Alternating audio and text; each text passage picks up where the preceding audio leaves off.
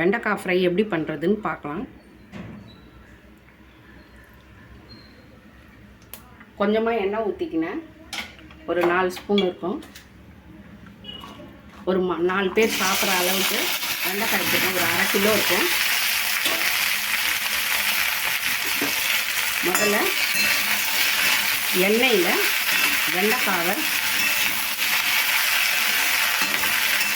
நல்லா வதக்கிக்கணும்.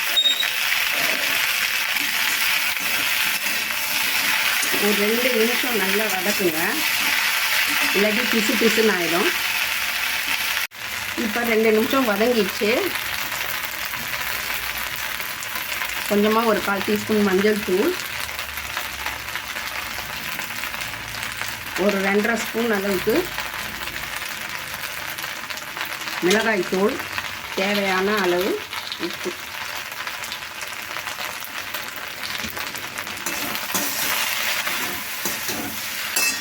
ஒரு தக்காளி எடுத்து பிழிஞ்சிட்ட வேண்டியதுதான்.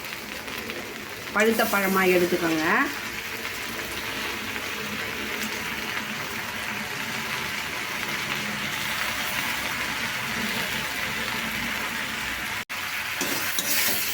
இப்போ சின்னதில் வச்சு அது கோட்டிங் ஆகிற மாதிரி நல்லா கலந்து விடுங்க.